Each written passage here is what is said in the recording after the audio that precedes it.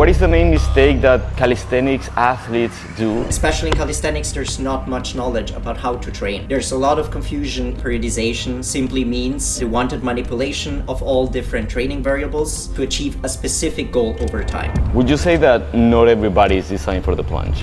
Cherry picking certain studies or getting super crazy about it often doesn't make sense. Things that are completely overrated in programming are... I'm gonna take that personal, man. I'm taking that personal. The number one thing that is the most important thing. In a world where strength, science and passion comes together, our guest today is a true master in the realm of calisthenics. With a master's degree in pharmaceutical studies as his foundation, Denis has dedicated nearly 12 years to master the art of bodyweight training, and for the past 6 years, he has shared his expertise as a professional calisthenics coach. Denis is also a co-owner of two thriving companies, one in app development and the other one in online coaching under the banner of Sthenics. Denis competed and won some national skill competitions in Austria and conducted workshops across Europe and Australia. Join us today as we delve into Sthenics philosophy, exploring how to properly train for skills like planche and front lever, organizing your training, and how to use science to maximize your calisthenics progress. Before we start, we would like to announce the first ever 2-day workshop here at Saturno Movement Studio in Miami, hosted by Denis and his team Sthenics on August 31st and September 1st. With this workshop, they are doing something different and not teaching you the same basic stuff that you can find on social media. You will learn the basics of periodization, auto-regulation, picking strategies, and go in depth into skill periodization so you leave the workshop learning how to create a plan that suits your goals and levels. This isn't just another calisthenics workshop, but leaves a base for every participant can build upon over the month and years to come. Whether you are a calisthenics enthusiast or a professional coach, it is your chance to learn from some of the best coaches in the calisthenics game. Don't miss it and book your early bird ticket by following the link in the show caption below. So again, guys, all the information is going to be down in the description. Check it out, and I would love to see you here at my studio and learn a couple things or two. So let's begin right away. What is the main mistake that calisthenics athletes do that leads to a lack of progress? If you have to summarize it into just one mistake, maybe. One mistake, I think the biggest mistake is having unrealistic expectations. Okay. Yeah. Can you expand on that? Yeah. In today's world, with social media, you open up Instagram and the first thing you see is people doing absolutely crazy stuff, looking ripped as hell all year around. Yeah, I'm talking about you. I'm gonna take that personal, man. Yeah, I'm taking that personal. Yeah. I like to be ripped. Keep going. And you see these people doing incredible skills all the time. You see people telling you they reached the planche in 3 months, a year, whatever it is. And the truth is that behind those few people that you see excel, there is a lot of people who are not making it and who have a hard time progressing, who are fighting. And for them, it's not as easy as just lean into the planche and pick the feet up and you just have it. But it's a constant fight to get there. And people think that these things are achievable for everyone and in a very short amount of time. The truth is, and I had to learn that myself as well, that for many people, certain things are super hard to learn and they don't come as easy as you would think, especially when they're coming from people that are super gifted in someone. Like, as a very easy example, the one thing I was always gifted at was pulling. I learned the one-arm pull-up in a very short amount of time. I could pull 8 one-arm pull-ups per arm in a very short amount of time. I hate you. Yeah. I hate you.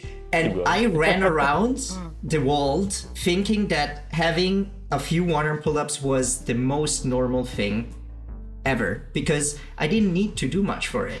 And if you don't get to see other people struggling with it, if you don't start working with other people or see the other side, it's very, very difficult. And I think having these expectations in mind and getting super frustrated with training early on and maybe stopping it or leaving it or changing for another sport or another direction or just thinking, hey, I'm not made for it, happens way too often, way too early for many people, or people pushing themselves way too hard into injuries. If with the right rhythm, with the right guidance and a good plan in mind, they could actually achieve these things. Just they need their time to do so. And it's not a bad thing to take a long time to learn certain skills, especially skills that are super heavy on your tendons and passive structures, which take a way longer time to adapt than your muscles do.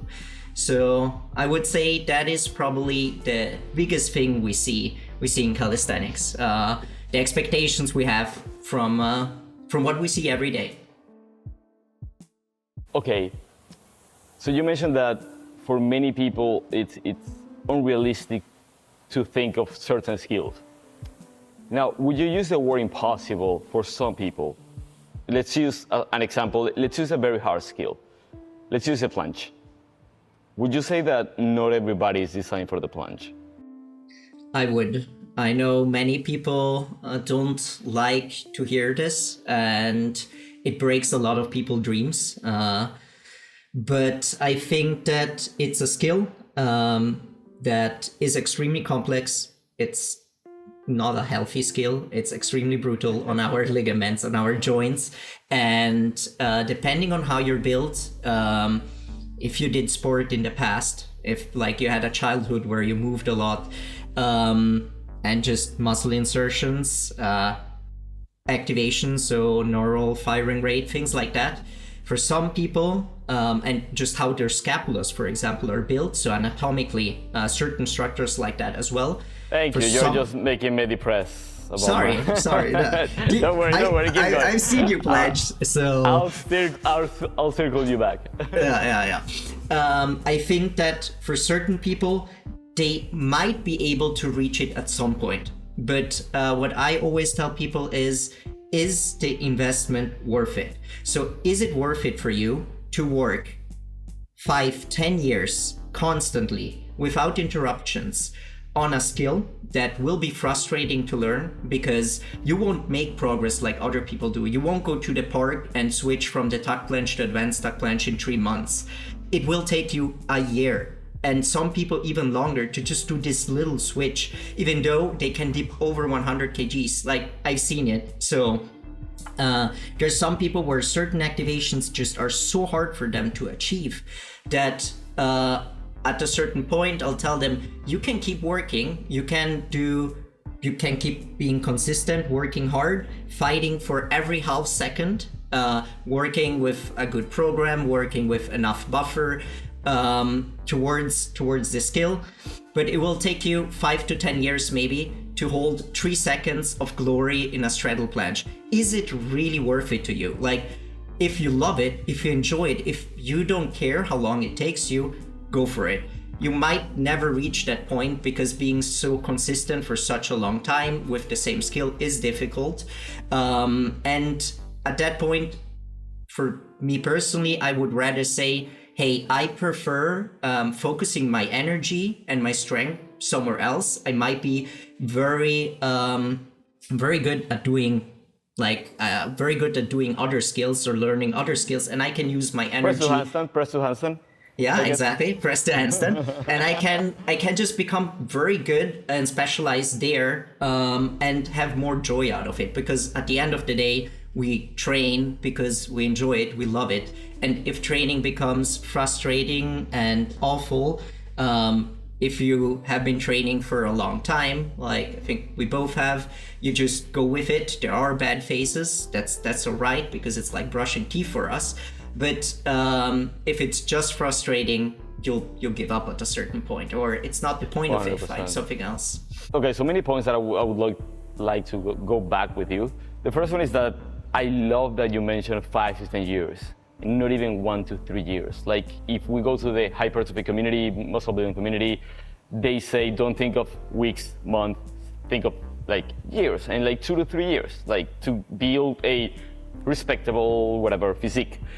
But you mentioned 5 to 10 years, and this is not spoken enough, and it is the case, I don't want to say for the majority of people, but for a lot of people, especially like just vague examples. If you start training at 40, 45, you may get the planche in 1 year, or you may get it in like 10 years, but there are many factors that influence. Like, I've been training calisthenics for 9 years at this point. I'm 32, I'm still young, and I mean, my journey has been different directions and whatnot, and not knowing how to train, etc. in the past. But I could say for experience that I've been training for the planche for 3 years. I stopped right now because I wanted to focus on one-arm handstand and front lever, and I realized it's impossible for me to recover at this stage in my life with other things, which is also important to consider. We can talk about that. But 3 years, and I could go into advanced tuck planche, but my scapulas break. So I literally will need, because I'm gonna get the planche, I literally will need to spend 2 to 3 years more on top of all the foundations that I already did to just being able to get maybe a straddle with a good solid scapula position. Oh, but you can have it without the solid scapula position. That may lead to injuries, first of all.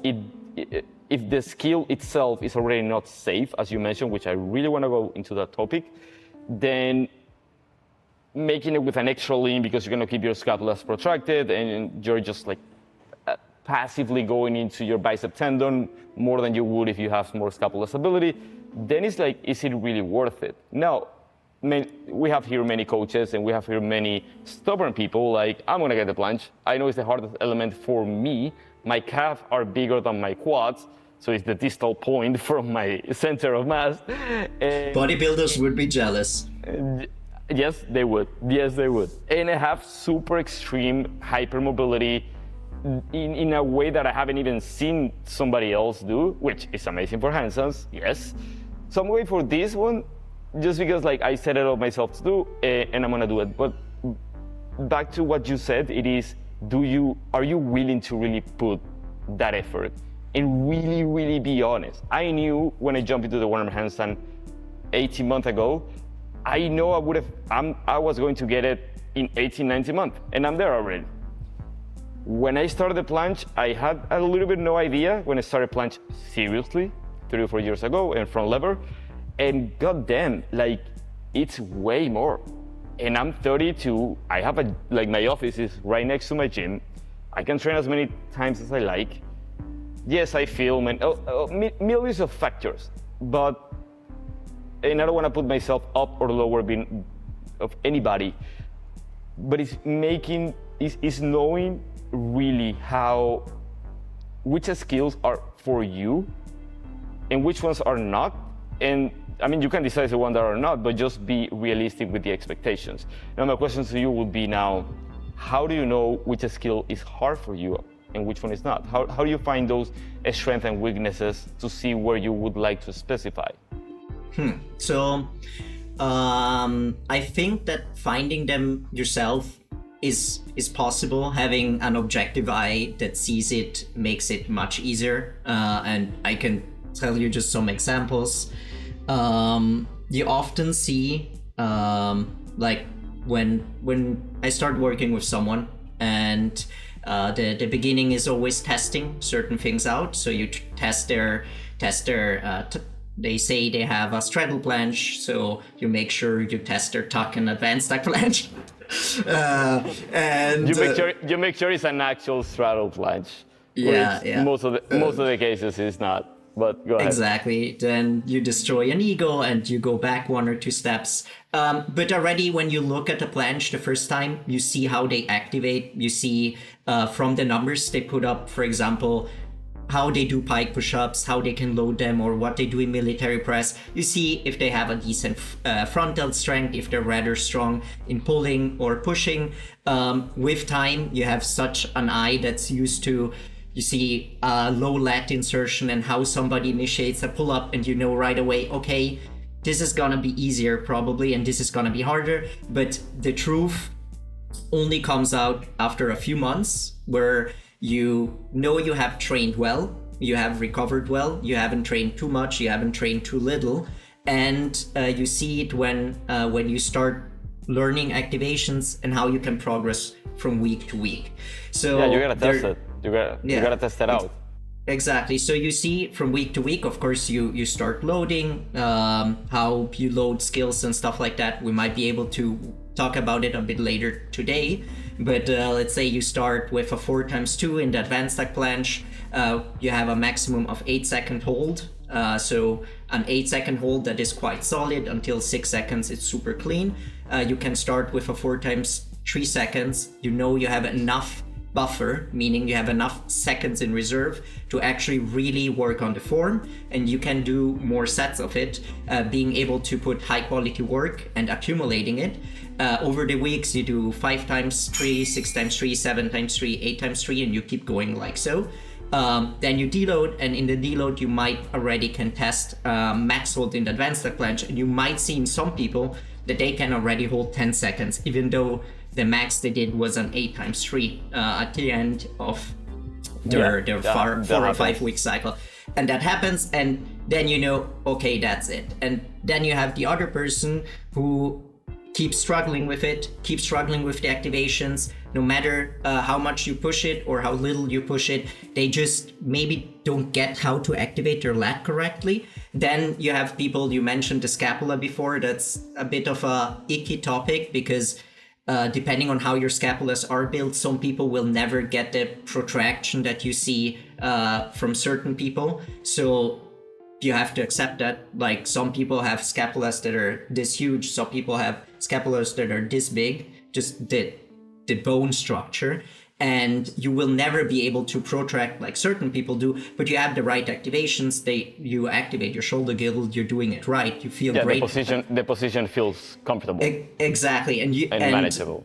Exactly, they're going like, in the past, you've seen people that had planches like that, thinking it's wrong and activating, like going in full kyphosis, closing their chest off completely. And whatnot. Exactly, like their traps popping out and just working with the traps and then getting an impingement because they're overloading the supraspinatus. Like, then rather stick with what feels good for you, and that's a process as well. I think that depending on the rate of progress, you can see if exercise is for you or not, and everyone has their own pace. But if you're progressing, like if you see that month by month you're actually getting better and you're happy with that, you can keep going with it.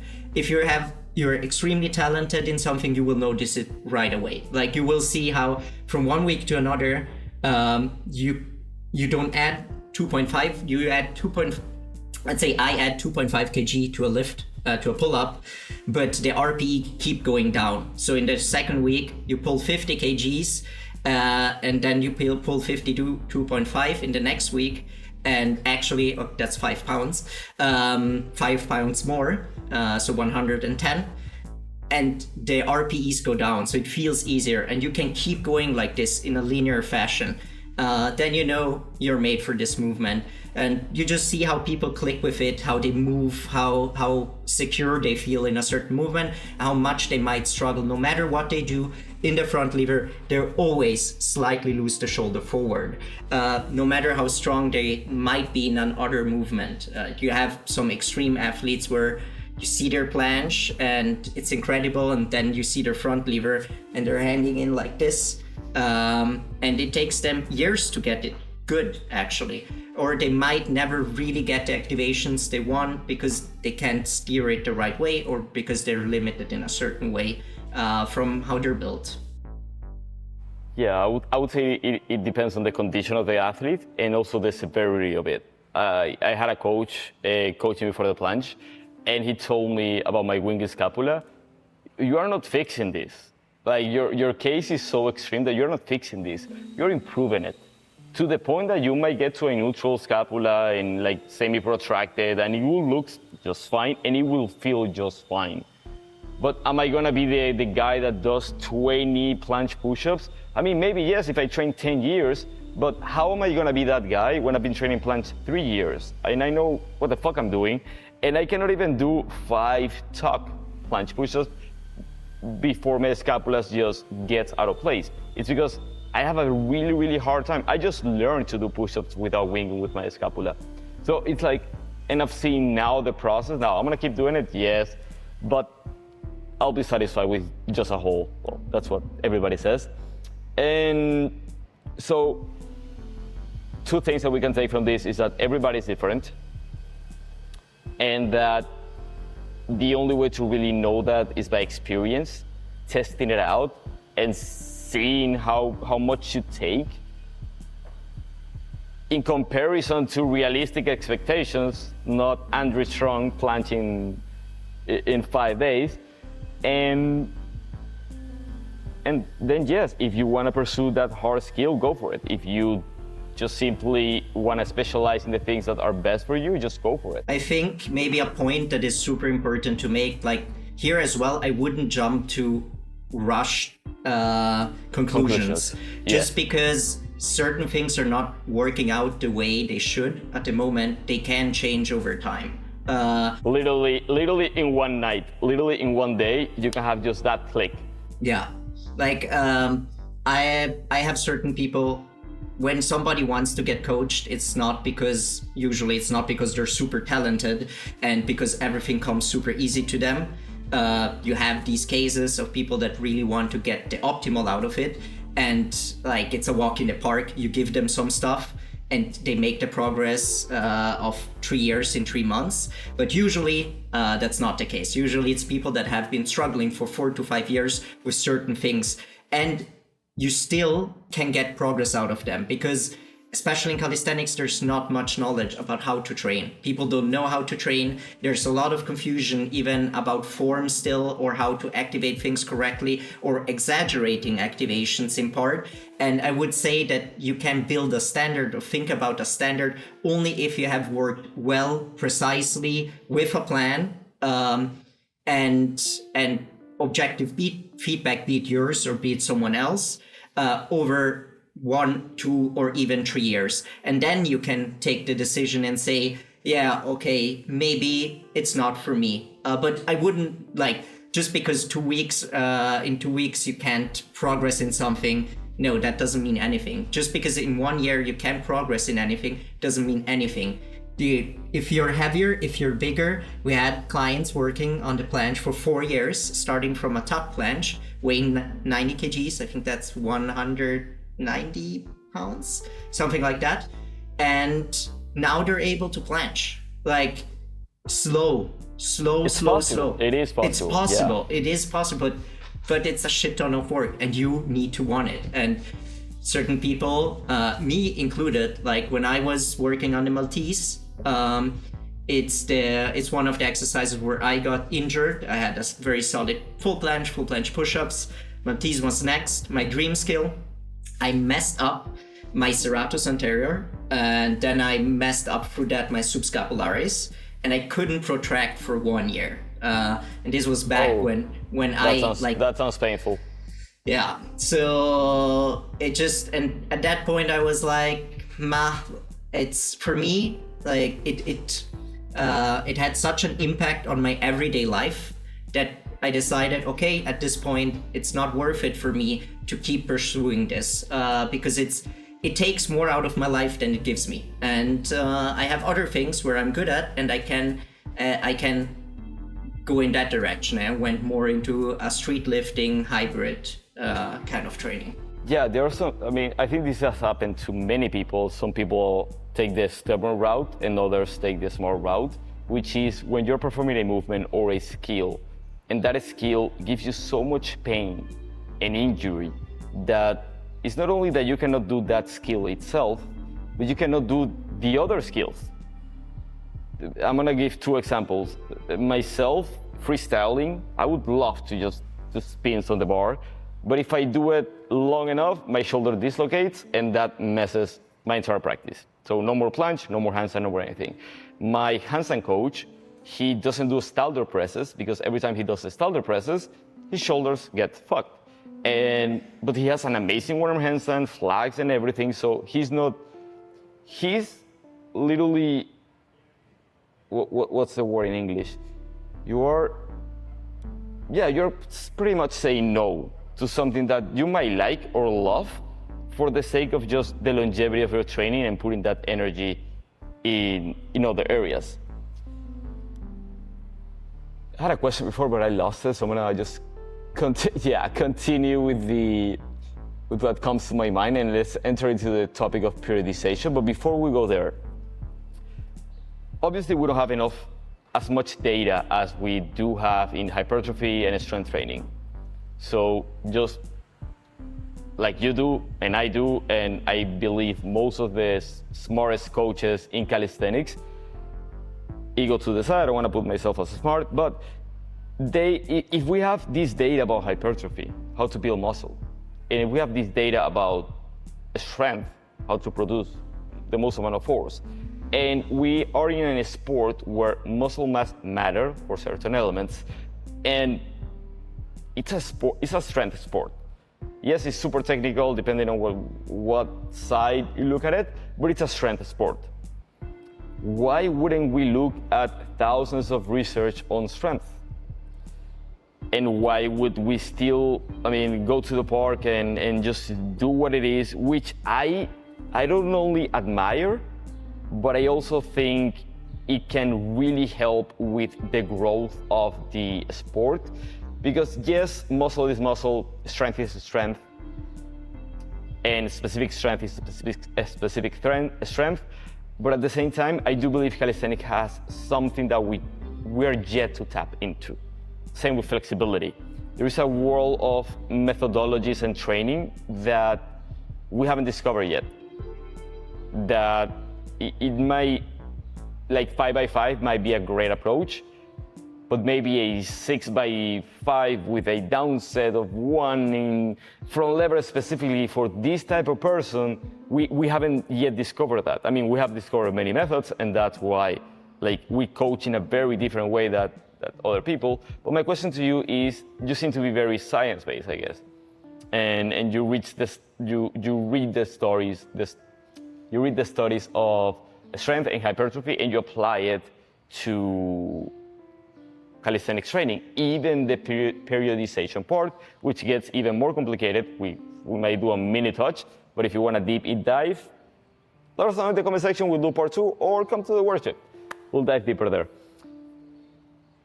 What made you go to that science base, and how do you see it's lacking from calisthenics, and what the heck is periodization? 3 questions so you don't go overboard with 20 minutes on it. Let's start with what you said about calisthenics, like that it's a strength sport. I think that's a good point, and I'll work around that. I think everyone sees this sport as this super special Pokemon that is legendary, and nobody knows how to train it or what to do with it. And I think that the reason why I went into it was because I was looking at every YouTube video that existed. I think that was 12 years ago when I started, and there wasn't much around. There were the Bar Brothers, and in Italy there were a few athletes that tried to bring some methodology in training already, which was super interesting to me. I tried to write my own plans. If I look at them, I would carve my eyes out right now, but I tried, and I tried to work with a certain method. I tried to apply as much as I could. I still went quite random. I had fun. I went by feeling, which is all awesome and great, until I really got injured, and I met Leo, the co-founder of Sthenics, who started, and I asked him to coach me, and in just 3 months, my progress skyrocketed like crazy. And I was like, holy shit. Just by applying certain principles and certain methods, I improved so much in such a short time. A big caveat for calisthenics is you don't have only the programming and periodization side, but the technical cue and activation side plays a huge role in the sport. So that can really skyrocket progress on one side besides programming. And I started studying everything that is strength sport. I studied pharmacy. I worked in cancer research. I had my ideas of, I knew how to read studies. So I started diving into it and started seeing, hey, actually, this all makes sense and we can apply it to this sport because it's no different. Like, it's technical, you do the exercises, but you can program it exactly the same way. And that's actually how I got into this side of training. And then with time, we started to just dissect, like, what does the science say about training? And once you understand the basic principles of strength training and you understand how they are in calisthenics, like the principles stay the same. They're the ground principles. We can build our muscle with, we can build our strength with. You start to see it clearly, but it takes a long time. In the beginning, it's like a big cloud. And then you get to a certain point where you see this makes sense because of this, and this makes sense because of this. And more than just like being a magic method, it's just you apply certain principles to this sport and then you see how they work. And you have objective numbers, you have objective progress, you do your tests, you see how things work, if they work well, and gather your data from this.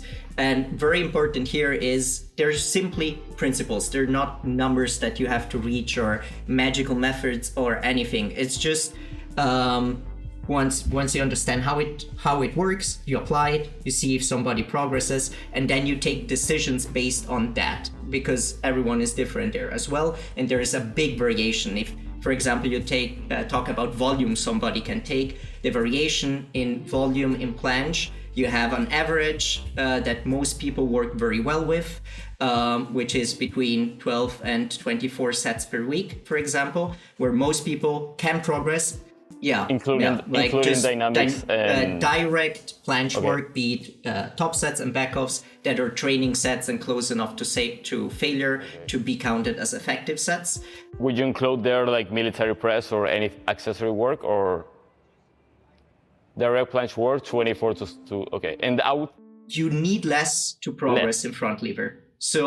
So I wouldn't, you don't need to do as much specific work to progress in it, because the planche is way more complex from a technical standpoint, meaning spending more time with it is okay. Actually, the front lever uses the lat. It's a bigger muscle group and can be more fatiguing for certain people.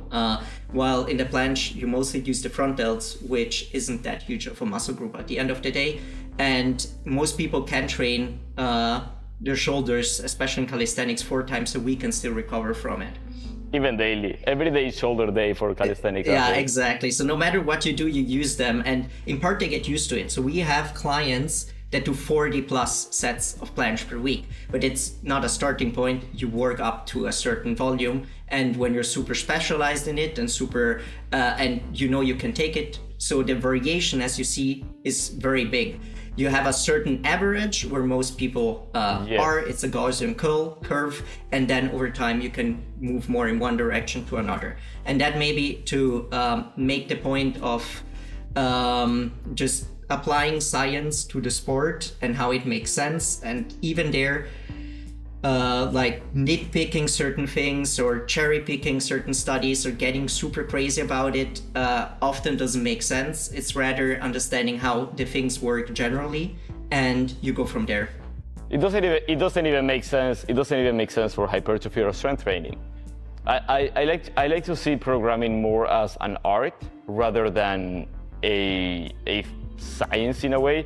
Yes, we have science, but it's literally more of an art in a sense that 3 sets of 15 tuck planches a week, just an example, might work just as well as the planche lean, 3 sets of 15, or like 4 sets of 15 versus 3 sets of 20, which will accumulate 60 seconds. So it's really interesting how many ways can work, but that is not just unique to calisthenics. That is actually unique to everything that we do in life. Some people don't even plan their training, and just because they bench 4 times a week at a relatively high intensity, they're gonna build some pecs. And the same happens with the planche. Like, you might not know shit about programming, but if you're getting into your 3 sets of planche lean, 3 sets of tuck planche with high enough intensity for 4 days a week, I'm not recommending that, please, guys. That's a high volume, or depending. It depends. You're probably gonna like progress pretty quickly. Now, what would you say to those people in the park that they just become monster, way more stronger than I would ever dream of? And they probably see some videos, I guess, but if you see them training, it's like planche every day. So, and let's keep going with the planche, because handstand you can build it up to a daily practice. A planche.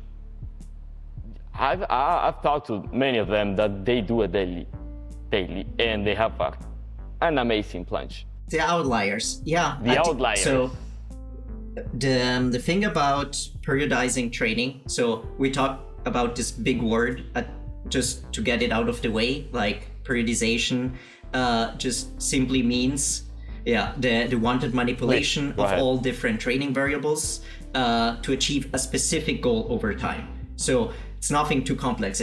I have my training and I manipulate it in a certain way to get a goal at a certain point.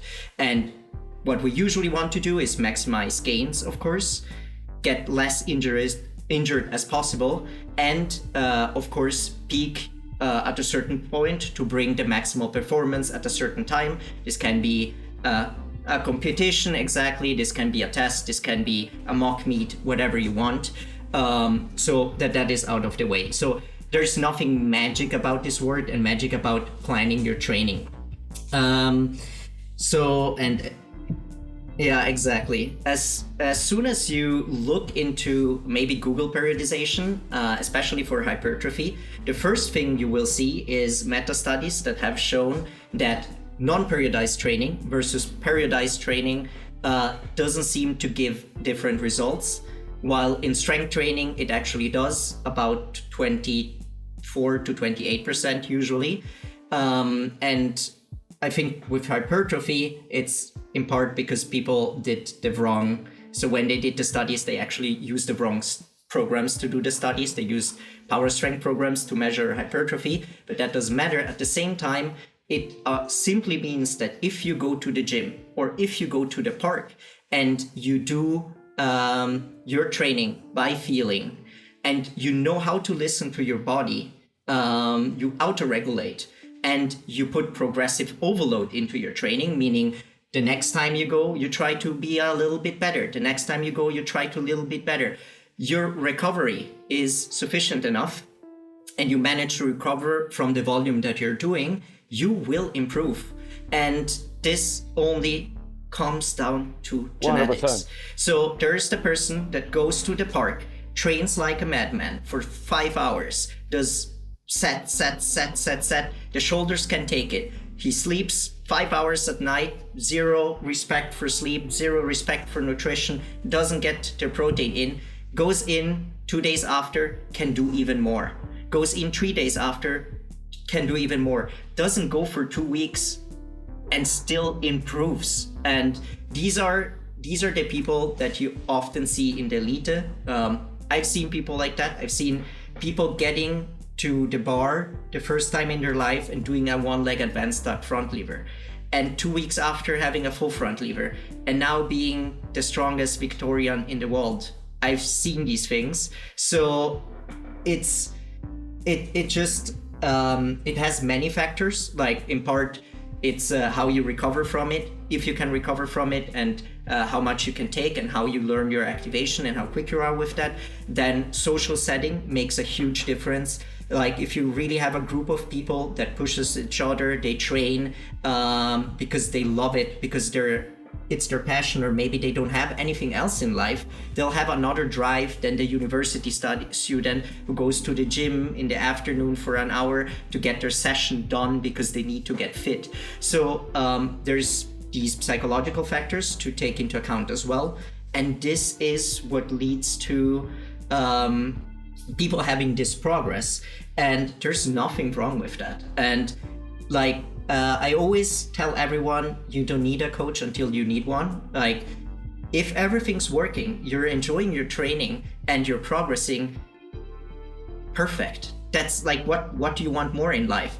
It's when you start having struggles, you don't know how to keep going, you get lost, where it makes sense to think, hey, maybe someone else, an objective eye, could help me. Or if you get injured, which often to these people at a certain point happens. And the sad thing that you see with very talented athletes very often is either they get injured and they lose their motivation completely because they've never had to really stick through phases like this, while people that have worked 5 to 8 years to achieve a planche, they know this shit, they don't have a problem with it, they can get done with it. And on the other side is the milestone genetics is consistency and mindset, if you want to call it as well. All right, so all that sounds amazing. Now, it is true that we can get lost in this science-based advice, and the community, the sport was built in parks, and as you rightfully said, that push from the people can really propel you forward. But at the same time, if you're always going to the park and you're not tracking what you did last week, it's going to be very hard to do a progressive overload and actually not get injured and actually progress in the safest and fastest, I would dare to say fastest way possible. What are some things that we shouldn't pay attention to that are some programming or some techniques that we should pay attention to and what not? As an example, I'm gonna give you, we should range of motion. In most cases, it's a good technique cue. Now, in a push-up that your elbow doesn't move slightly to the outside of your wrist, that's probably not gonna cause anything harm. So in the whole scheme of programming, what can we take away? What's the bluff? The number one thing that is the most important thing always, if you write a program for yourself, if you write a program for your client, is adherence. If you can't stick to the program you're writing, if you can't stick to the program you're writing for your client, your client can't stick to the program you're writing for them, like, why are you writing a program? If you want to train 5 times a week, but you actually just have time 3 times a week for 1.5 hours, you need to make either you make sacrifices on one side, or you sacrifice certain skills or certain things you want to be working on, because you can't have it all. And it's better you actually can do your sessions and can get your stuff done and keep going. I think things that are completely overrated in programming are super fancy, complicated methods. Generally, the simpler, the better. Calisthenics is enough complex as a sport as it is.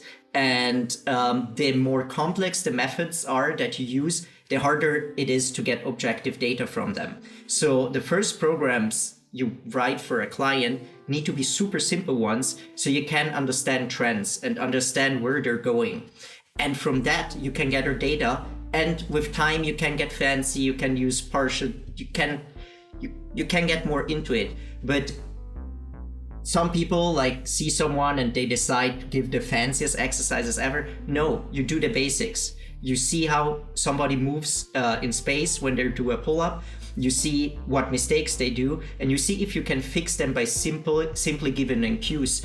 If they always make this mistake, okay, doing maybe half round pull-ups to really focus on the first part of the movement makes sense for them, but not from the beginning throwing fancy stuff at them. So I think this and some super exotic variations in skills, I criticize that a lot on social media.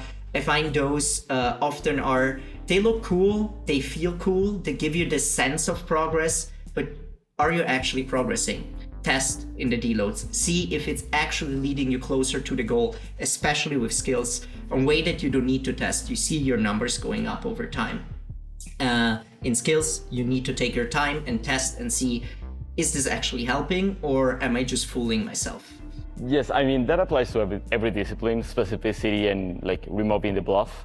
But in calisthenics, I'm not gonna say it's more important, I'm gonna say it's easier to deviate.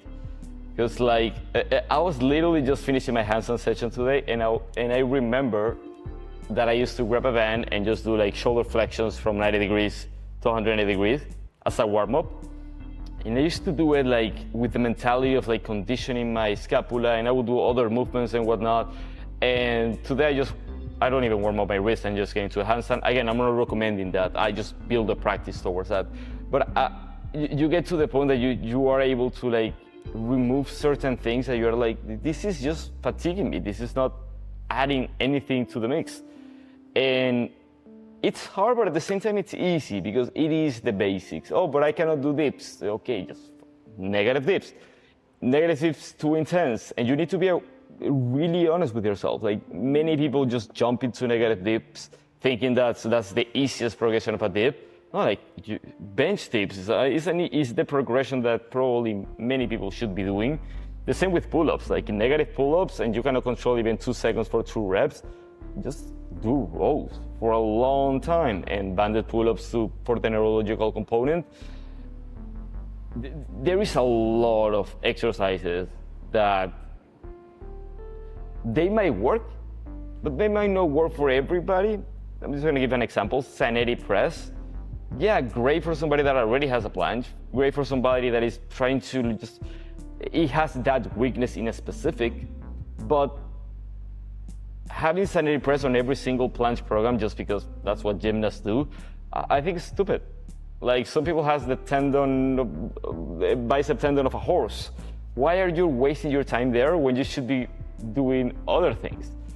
And yeah, that applies pretty much to every single exercise. Especially with skills, you see very weird and exotic variations that just, nice for you. Like if you enjoy it, it's great. I'm happy for you, but it's not gonna get you closer to the goal. And I think in this sport, many people look for this magical method, this magical exercise that is gonna give them the planche. It's not that. Consistency and adherence will give you that. And progressive overload over time. There is nothing else. Let's turn it into depressive podcast. All right, so how do we progressively overload in a skill? And remove the basic that we go from talk to advanced talk to whatnot, and introduce the periodization part. How do we build a planche? How do we truly build a planche? In components to bring people to earth and not just go to talk, advanced talk, and that's it, because most people don't have a decent talk. Most people, it took me 7 months to just get a decent planche lean, and I cannot even lean all the way without losing my scapula. I have a particular case, but people just rush completely. And they might get lucky, I've seen it. Many world champions, they get lucky. But for the majority of us, we won't.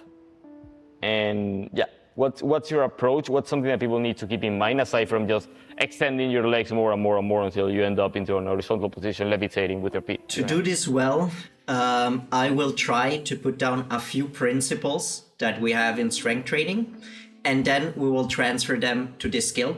And so it's not just one tip, it's more philosophy, I guess, that you can apply to certain things. So if we look at classic periodization, strength periodization, planche is a strength skill. It's a strength skill because once you reach it, your first holds will be in a 2 to 3 second time. It's super intense. It's the comparison to that. Can you explain the comparison? Sorry to interrupt you. Can you explain the comparison of isometric versus reps for the audience? Okay, so generally what is used in literature is called MVC. That's the percent of maximal voluntary contraction. And that's how you measure isometric contraction. And this percentage defines how much force you can generate in relation to the maximal force that you can perform in this position. In calisthenics, this is not really, in skills, is not really measurable, so we don't really use it. What we can use and make it simple for us is saying, like a 2 seconds hold is me pulling a 1RM pull-up, 1RM dip. So it's a maximal effort hold. It's very short, it's very intense, it's at 90% to 95% intensity, and you can't do a lot of it, and that's it. While holds that are rather in the 4 to 6. If somebody's holding a 2 second straddle planche, where it's not really isometric, but the entire hold, they're breaking the scapulas, the legs are, so it's not really a full isometric contraction. They're doing like kind of a negative, let's put it that way. That means that they're doing let's compare it to deadlift, they're doing a 1 RM deadlift, where, I don't want to use the word compensation, but that's the word. They use a lot of compensations to just get the bar up. Maybe it's within the realms of the sport and the rules of the sport, just like a 3-second straddle planche where you're shaking your ass off still counts. That's how intense it is. And we're talking only about central nervous system. We're not even touching about the joints impact that a pushing skill at that angle has on you. Yeah. So from a level of neurological fatigue, like trying to deadlift 105% of your 1 RM is gonna probably fry you more because since it's body weight, since it's a lever, you can compensate very well by shortening the lever unconsciously very quickly, like just dropping your hips and things like that and making it possible for you. So when I talk about a 2-second hold, and I mean like a clean 2-second hold, your real hold time where your break form is gonna be 4 seconds. And a little point, because people like to do attempts in skills. Some people will improve just attempting this if they have great genetics, but I'll keep my point to the periodization now before I get sidetracked. Would you recommend 2-second holds, because that's their max, but they are literally in a negative? So if they're in a front lever, they're protracting and bending their arms. If they're in a planche, they are bending their arms and piking at the hips. Would you recommend those holds in any stage? Because that would be like doing like a very shitty deadlift, like a very shitty one. Even if you get and if you get the bar up. Okay, so I ask that because that's what most people do. And there's this balance between creating strength versus, because they say if you never expose yourself to that position, you'll never get stronger, but that's a completely different podcast. Part 2, guys, if you want it, skills training, let us know down below. But for now, periodization, what the heck it is? Yeah, I'll touch that point because it does come to that at the end. So it's gonna be a full circle thing. Let's say our goal is our 2-second planche hold. So it's strength training, that's what we want to reach. In the beginning, later we want to reach longer holds, and at a certain point it will go more into endurance training, especially when you look at competitions in Italy like Burning Gate, but we are not interested in that. First, we want to get our 2 seconds planche hold. That's our main goal in the straddle variation. That's like reaching my 100 kg dip in given time. How do we periodize this? How do we program this? In strength training, we usually do it like this. We have a phase, which is the hypertrophy phase, where we look into building muscle that will use the muscles that we need for this movement in the future. So we create margin. We work on our front delts, we work on our scapular structures, we do high volumes, we keep a decent buffer. Buffer means we keep reps in reserve, we don't go to the complete limit, at least in the first weeks, and then we always push towards the limit to have a good, great hypertrophic stimulus, and then we deload. In a second phase, we want to slowly specialize more. So once we've done more so-called GPP, general physical preparation work, we want to switch to more specific work where before we worked in 9 to 12 rep range, so very hypertrophic rep ranges, higher reps, bigger volume, more workload for our delts. Later in the next month, we want to go a bit lower with the rep ranges, 4 to 6, and we move in that rep range. And that becomes more specific to strength, because strength is a specific skill. It's like learning. It's the muscle that we build is tissue, and we teach that tissue what to do in a specific move. Or at a specific weight in the case of weighted calisthenics. And then the last month is the peaking month, where we specifically do doubles and singles. And here the adaptations aren't that I'm getting bigger, The adaptations are my brain has a better firing rate. I can better understand this movement. I can better move this weight, and I can progress very quickly in weight, going from maybe 90 kgs to 95 to 100 in just a few weeks, because the mass is there. The movement has been understood, and I can specifically get stronger. And now looking at the planche, the whole story is plus minus the same thing with a few differences. But in our first phase, we want to build margin, meaning we want to understand the movement, we want to be technical, we want to understand activations. And this is what we want to step into when we start training this skill. We test a variation that allows us to hold this skill for enough time, meaning around 8 to 10 seconds. And then compared to strength training, where we usually do 9 to 12 reps maybe in a first phase, here we will do short holds, because technique and activations is that what we want to really focus on in the beginning, and do a lot of sets.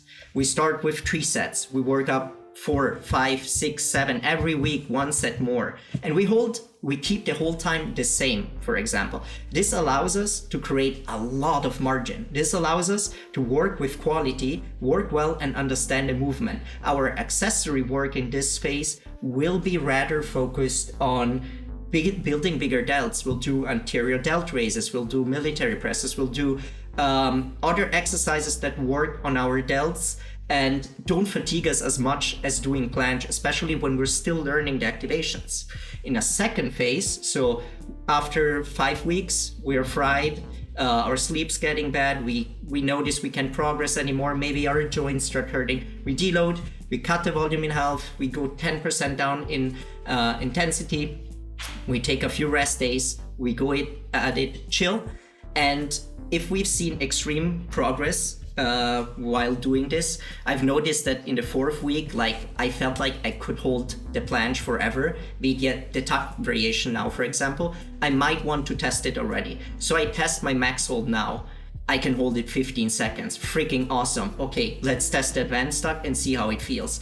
Okay, advanced tuck is a tiny bit too hard. So I'll choose something in between that has that I can usually hold for maybe around 6 seconds, 5 to 7 seconds. Maybe it's a tuck planche with 1 kg on my ankles, which just hits this sweet spot. I'll add assistance exercises that prepare my hips for the advanced tuck, like switches between bent arm tuck to bent arm advanced tuck, just to understand what I need to do with the hip. And slowly, as you can see, we move more into a specific way. We start working towards more specific goal. We can do more volume in the next mesocycle in this exercise. And if everything goes well, in the 3rd mesocycle, we keep the volume the same, like we don't go up with the sets anymore. We don't start with 4, 5, 6, 7, but we may be staying at 4 sets, and we actually can aggressively put seconds to the hold, because we have created so much margin over the last mesocycles,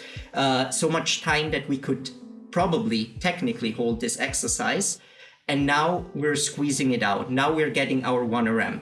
And then we're ready to test it, and we're ready to go to the next variation. So it's the same principle. Build margin, learn, get more specific, and then push, in this case, intensity seconds. While in the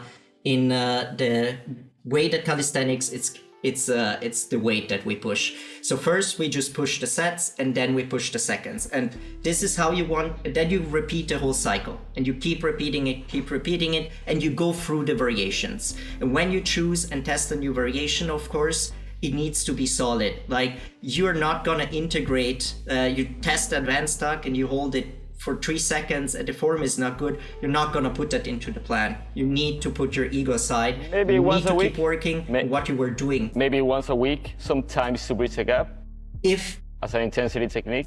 if your hold has a good quality, Yeah. yes. So what you said before about attempting things.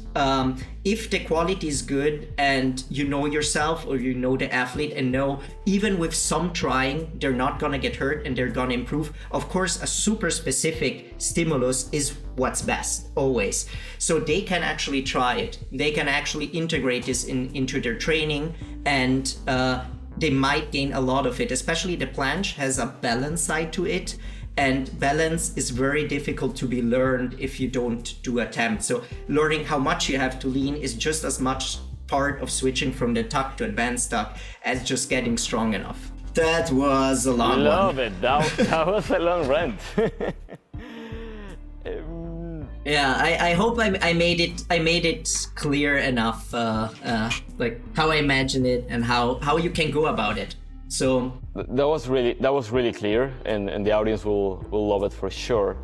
Now, what if my scapula is fine? I can do 15 chest to wall handstand push-ups on the boxes. I can even overhead press my own body weight, and I struggle with the planche. How would my plan look differently? That's somebody that cannot create a correct activation, and yeah, I struggle with the scapula, even overhead pushing, front delt small as fuck. Would you put more emphasis on technique and planche progressions rather than accessory work? Yeah, yes, absolutely. If they can take it, if the joints can take it, probably the front delt won't be the problem, but things like maybe in the beginning, if you're not careful, release pain in the forearms, maybe your elbow joint, maybe something like that, is the thing you need to be looking out for. But like, you need way less work. You just need maintenance work for your front delts and your triceps, or other structures. And triceps not that important, but for your front delts, you do the minimal amount of work just to maintain them and be sure that you have a good stimulus for them to keep the musculature there. You hammer as much planche as you want. That's what I'm doing. As you can take. That's what I'm doing. Like literally 2 sets of overhead press, because I mean my front delt's really freaking small, big, but my scapula it's weak. So I'm like, I need to spend those extra time. But I want us to drive this point home to people that you do not need to do all these exercises that you see out there, even the good ones, even that we know that wall slides are a good exercise for the serratus, for the planche. Maybe your scapula doesn't move and it's as stable as a rock. Just put more emphasis on what you're lacking more. And that could even be like flexibility. Your hip flexor might be so tight that you need to spend some time there. So it's realizing which areas you're lacking the most and putting them on effort. Because if we just try to do everything, we just cannot, even if it's just one skill. So that's why like hiring a coach, going to a workshop, getting my app, because I think I'm the only calisthenics that actually gives you options and not give you just a set plan. I'm thinking of a YouTube video called Why Most Planche Programs Don't Work.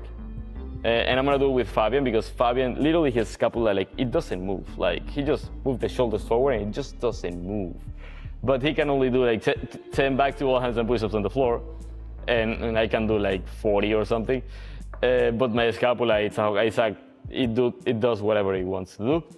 And just showing that scapula push-ups are better for me than for him. I mean, it might benefit him, but I need to do them. And back to handstand push-ups. He doesn't need them, and you need them. Exactly.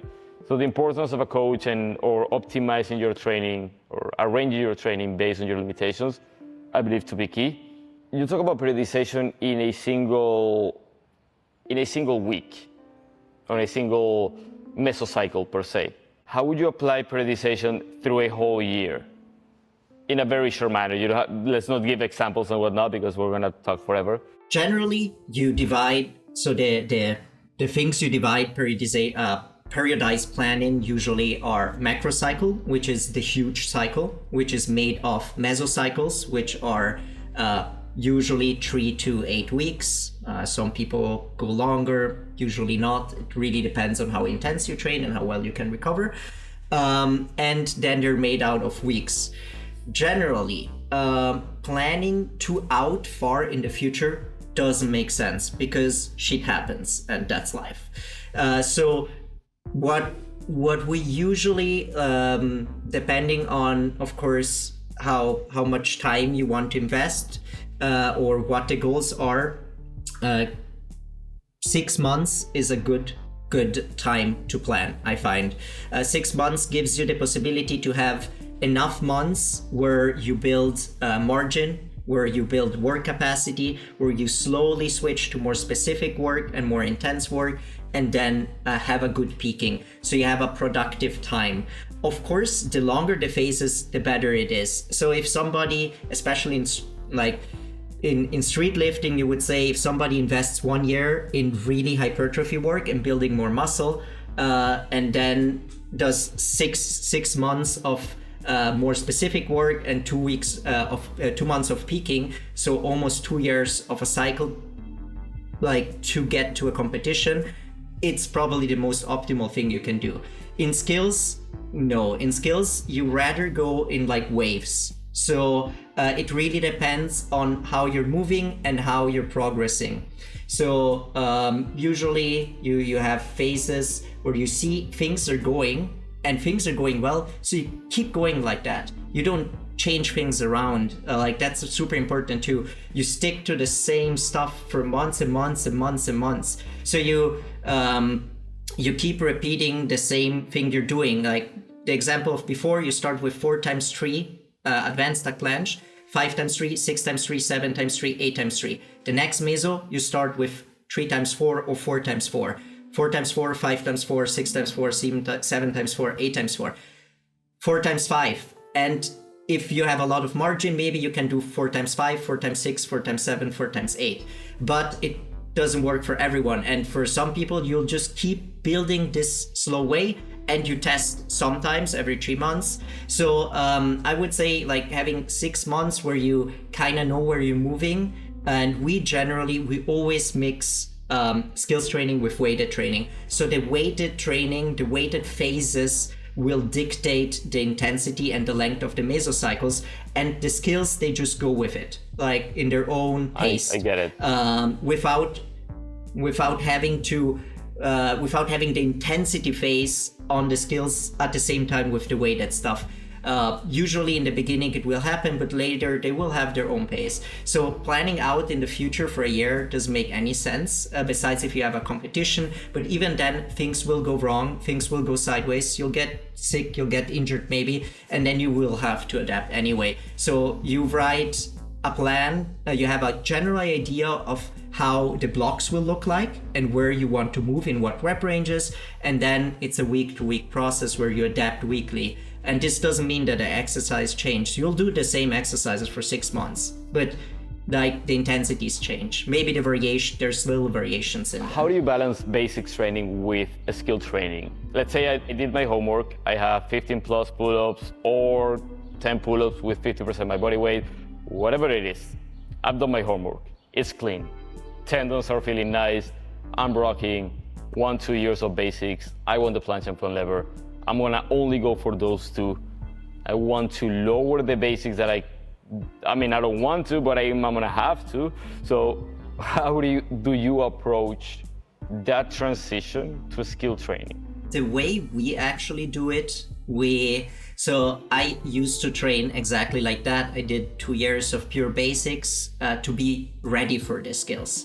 Now, when I train people, I don't do it like this. If somebody comes to me and wants to learn the planche and just has like 10 push-ups and a few pull-ups, I will let them do planks where they shrug their scapula and understand it. So that's just gonna be technical. And why wasting time? Exactly. You can learn the activations, and so they'll have their place.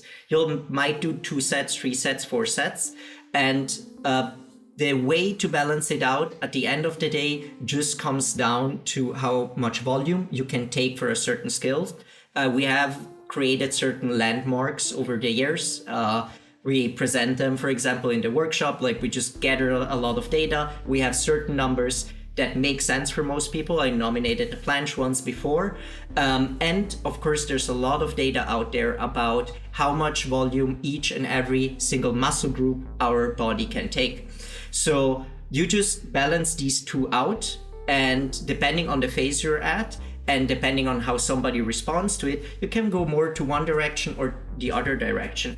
The thing is that the more, of course, specific work you do, the better it is, but you will have a hard time recovering from it because it's super specific, and your brain doesn't learn so fast at times. And if you keep hammering it, it's not gonna learn. It's like when you play piano or guitar and you want to learn a certain piece, and then you keep doing it, and it just doesn't work, and then you leave it there for a week, and then it just kind of works. The brain needs its time to work through certain things, and it gets burned out. So it's important to have phases where you're less specific and you give flexibility to the brain to learn new stuff, new movements, have a bit of variation, and then being specific.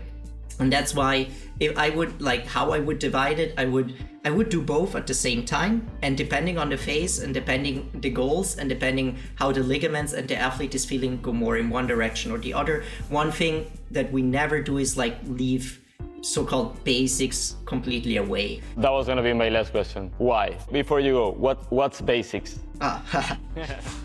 Yeah, I don't like the word basics. It makes me kind of crazy. Should we call it Benner movements? Yeah, or we can call it assistance exercises, I guess, or that aren't directly working towards the skill that we want to. Okay, I like it. I like that. Yeah, I just wanted to put a definition to the public so we're talking about the same thing. Yeah. Of course, in 99% of the people that train calisthenics, the pull-up, for example, they don't see it as an assistance exercise, but as a main exercise, even though maybe their goals are front lever and getting better in the pull-up. So both have space in the program. But even if somebody just wants to learn the front lever, having the pull-up in there makes sense because it hits the same muscle groups. The activations, if done right, are quite similar. You depress the scapula, you squeeze your lat down, you have a bent arm movement, but the main mover gets trained. And it's way easier to progressively overload a pull-up than progressively overload a front lever. And that's one big point. Mixing up training like this is great because learning skills can be frustrating. You'll get stuck months to learn a certain activation sometimes, but you see that your pull-up is improving. You're putting 5 pounds on it each and every week. You're getting stronger, your back's getting bigger. So motivational wise, besides the fact that you're training the muscle and your muscle is getting bigger and stronger, once you learn that activation, the front lever, once it clicks, you have built a strong and good back. And zack, once you enter that front lever and it clicks, you're gonna progress way faster than if you just would have hammered the front lever like crazy for sets and sets with always worse form, with always worse activations, and actually leading you further away from the goal than closer. So if I would construct a program, I would always have twice a week, if I work on the front lever, some sort of movement for 2 to 4 sets, depending how much I can take and how much I enjoy it and how fatiguing it is for me, and how my front lever looks like through the sets of assistance exercises for that muscle. So yes, and even arms, I would put some work in, rather for shoulder health, besides it's aesthetic. But correct me if I'm wrong. What I got would be point number 1: you do not wait to train for skills. There might be some exceptions, but in most cases, you are doing the basics, you build a solid foundation, and you're slowly start incorporating progressions that they can handle for tendon conditioning, for understanding the right activation, because why wasting time when it takes so long already? Now, once the athlete is ready to get more volume or do more volume from this skills workout, while at the same time has built enough capacity and muscle mass, so he or she can stop doing a little bit of basics, then the scale move a little bit more towards the skills side. And point number 3 would be, we could argue that the most advanced skill the athlete is, the more skill-specific training he or she will be able to handle. Thus, less basics will be required because, first of all, they're already super strong. Second of all, they can handle the volume of the skill training. And third of all, they are doing what they call their basics, which is advanced stock front lever pull-ups or planche push-ups and whichever variation they do. And that's still a horizontal pushing pattern and a horizontal pushing, pulling and pushing. And if they're over a full range of motion. Exactly, over a full range of motion. So yeah, and I haven't seen any athlete that only does statics like isometrics, but I've met many athletes that they just do skill specific training. But for them is front lever touches, front lever raises. You are going through a full range of motion, therefore it has a greater capacity for muscle growth than if you just hold the position, because as we know, isometric positions, it's probably the least hypertrophic part of the movements that we have. I think it's from a stimulus standpoint, it's in between, but it only goes over a 30-degree radius. So you don't get a lot of stimulus on the muscle. So it's something in between. But you got all the points right. Maybe one last point that we can make is, over time, you can take more volume. Like generally, your volume capacity goes up. Of course, if you keep adding weight to your pull-ups, you will move more tonnage, so sets times reps times weight. So it's not that you're gonna do 8 sets of pull-ups at a certain point and 10 sets of front lever, but you can probably progress on both and keep the sets the same for a very, very long time until you get super specific. And if you get super specific, it's usually people that are they slowly get alien status, like they're getting crazy, like they're doing stuff that's very rare, that seems that everyone's doing on Instagram, but there's not that many people that actually can. So yeah, there are some things that I can't even. Sorry for interrupting you. No, don't worry, I can't even dream of doing that. Could I hear anything you would like to shoot or express, or any final advice to the audience? Man, so first of all, thank you again for having me and the opportunity of talking. It was fun. I know I talk a lot. I'm sorry. We both. I'm interviewing you, not you interviewing me. So. Yeah. Next time we'll do it the other way around. Sounds good.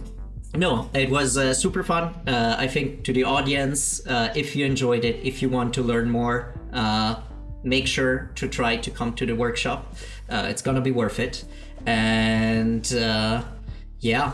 keep studying, keep learning, and don't get intimidated by social media. Go your own path and frigging enjoy it. Because that's the reason why we're doing it.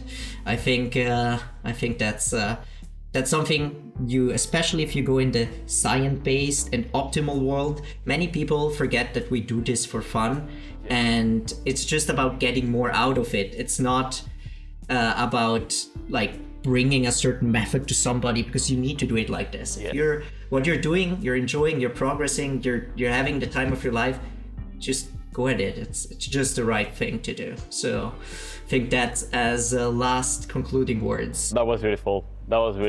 I'm gonna add to that we shouldn't marry to one specific point or one specific method. We tend to do that, especially in the science-based community, with like, oh, this is the way. It's like, it has to be 5x5s, it has to be doubles, it has to be the 1 rep max method. And nor in strength sports, nor in hypertrophy, nor in calisthenics, it is that method. We gotta take into consideration individuality and how we all react to different approaches of training, and different approaches of training in different seasons of our lives. I cannot handle the volume right now that I could handle 1 year ago, but maybe next year I would, because I would have less on my plate. I don't know. And adjusting your training based on that. That's why any cookie cutter program that tells you these are the exercises. Yes, that gets you moving. Yes, you can progress, but do yourself a favor, and if you can truly invest in a coach or an app that at least allows you to modify the programs, little ad for my app up there. No, but seriously, and if you don't do that, just watch a bunch of YouTube videos, but make sure that you're creating your own practice. Because if you really want to get to certain skills, certain elements, no program that has been done for millions of people will do it for you. It might help you, it might do something, but as far as my experience is concerned, for 7 years, everybody gets injured and nobody progresses. Because it is not specific to them. There are some people, for them it works because they can take it, but most people can't, and I'll have them on the call and you see what they were doing and you're like, yeah, well, no. That, like, you notice over time, they just, after 6 sets per week of planche, they start having pain. Like, you need to work your way up and it takes time, and taking time to learn skills is not a bad thing. These skills we do in calisthenics come from gymnastics. Gymnasts, like, they condition themselves for 14, 15 years before they do this stuff. We try to do it in 2 years. Like, and then you wonder why people get hurt. And not only try to do it in 1 year, but we try to do it in 1 year and take it to the whole new level, because you don't see gymnasts doing 25 planche push-ups and 20 front lever to touch. Anyways, brother, it was a pleasure to have you. Let's see if this turns into a podcast, depending on the people liking this video. If you guys want to know more about Sthenics and their online coaching, all the information is going to be on the description, as well as if you want to come to the podcast and just meet me, meet the Saturn Movement team. You're also going to be with Denis and his team, and we're just going to be learning a lot. I'm going to be a student. I'm gonna be learning from Denis. Also, I'm gonna be helping him as well. But if you wanna have an amazing experience here in Miami, all the information is down below. If you have any questions, just reach out to me personally or to our email. Again, all the information in the description. And we'll see you on the next one.